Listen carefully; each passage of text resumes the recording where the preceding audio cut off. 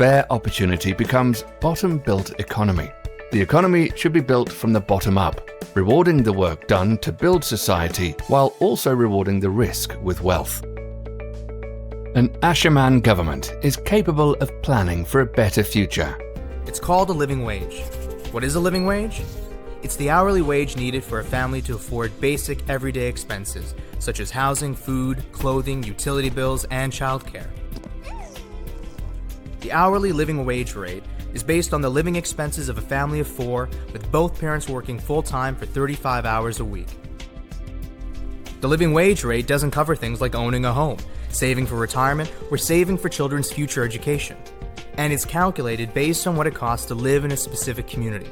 So living wage rates change across BC as living expenses change. Living wages are good for families and good for the local economy. Parents who have extra money in their pockets spend this money locally. Now, what's that you were saying about how taxes could be easy? Well, think about it. Taxes are a bill the government charges you. So why do you have to do all the math? Imagine if we did that with any other bill. How much do I owe you? You tell me. Divide number of toppings by cheese consumption? $12? Wrong. Now you're going to jail. Bogus. Instead of making you fill out a complicated return, why doesn't the government just tell you how much you owe? Well, because they need to know my income, my interest on my savings, all the numbers that are on those forms. Newsflash, they already do. Employers, banks, and other financial institutions already send detailed records to the IRS. Okay, we just got Hank's W-2s and 1099s. I could calculate his tax bill myself. Nah, I'll just wait quietly while he sends me the exact same information. The government could quite literally do your taxes for you. It's an idea called return-free filing. Instead of the government checking your work, you'd check theirs. And it would make taxes look more like this.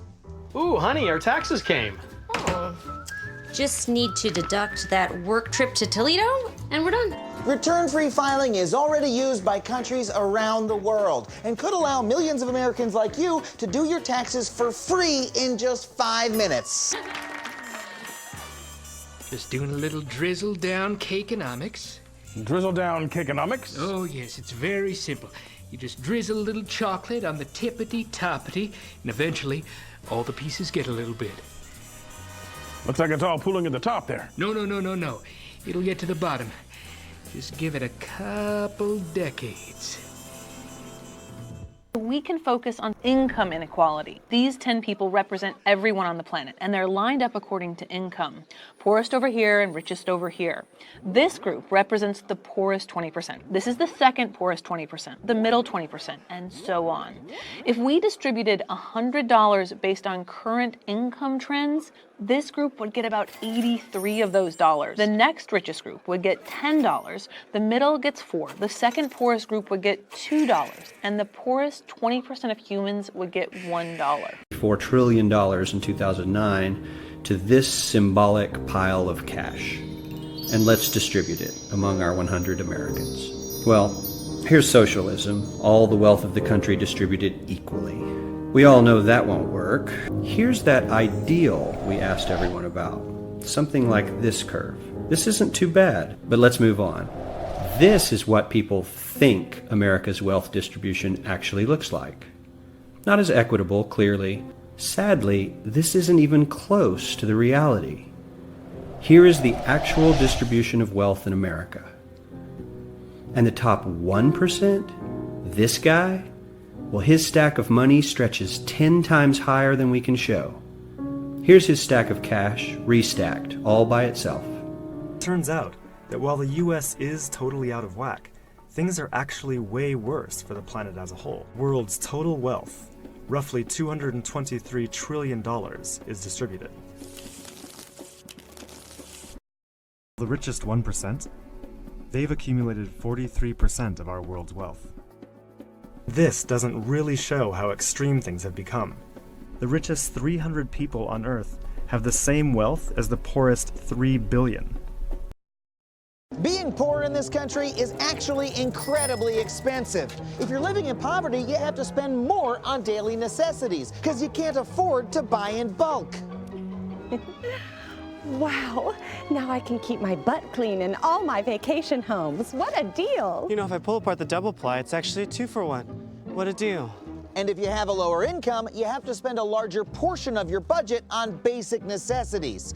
Up to 70% of a poor American's income is spent on food, housing, and transportation. After they cover their basic expenses, on average, low-income Americans who only make $15,000 to $20,000 a year are left with just $1 a day. No, I shouldn't splurge.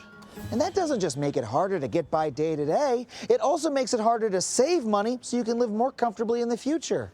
Well, if people need money, why don't they just apply for a credit card or get a loan? That's how I paid for my last 3 wars. Well, that's a great idea, except that to open a bank account or credit card, our financial institutions require that you already have money or good credit. And if you can't save, even a small unexpected expense can have disastrous consequences.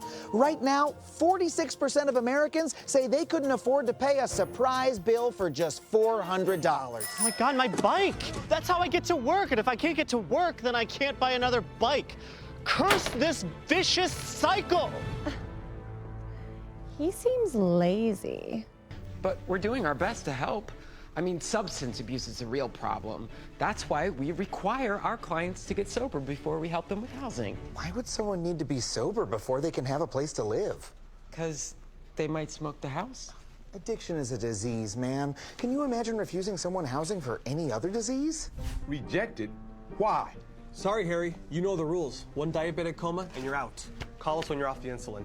Research shows programs that require abstinence place such a burden on the homeless that many drop out and return to living on the streets. Whoa. What about job training?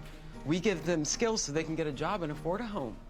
Even if you're trained, think about how hard it is to get a job if you don't have a place to live. So under address, you wrote 0 don't have a mailbox boulevard? Yeah, but don't send my checks there. We'll be in touch. The services you're providing are well-intentioned and kind, but they're doing nothing to solve the real problem. These people still don't have homes. You're right. It's hopeless. I mean, deep down, I knew it. No matter what we do, the rate of homelessness never goes down. There's no way to fix this. Oh, no, actually, there is. A miraculously simple one, and it's being used to great effect all across the country. Really? Tell me what it is, please. Just give them homes. Shut the front door. I would if I could. You can't just give people homes. Actually, yeah, you can. Oh, this is Rudy Salinas. He's the program director at Housing Works LA. Hey, Rudy. Hello, Adam. Would you mind telling Connor what Housing First is all about? Sure. With Housing First, we prioritize putting people who experience chronic homelessness in their own permanent housing. Once we put a person into an apartment, we're able to address all the issues and causes why they became homeless in the first place. Studies have shown that when you put a person in their own permanent housing, their health improves significantly and you're able to affect change in their lives. Not to mention, once they have a home, they're no longer, homeless. Huh. It was right there in the word all along. This is the new method being used across the country to address homelessness, and it's been proven to have great results. In Utah, Housing First cut the number of chronically homeless by 90% in just 10 years. But giving all those homes away must have cost a fortune. Nope, it actually saved money. When people live on the street, our taxes have to pay for their emergency services, law enforcement, and hospital visits. In Utah, the average yearly cost per homeless person was over $19,000.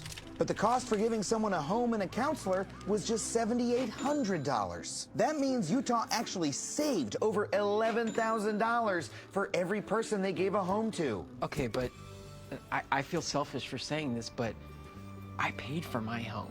It doesn't seem fair that they should get one for free. Well, I know it's counterintuitive, but let me put it this way. You can either let a person in need sleep on the street and waste money, or give them a home and save money. I know which I'd choose.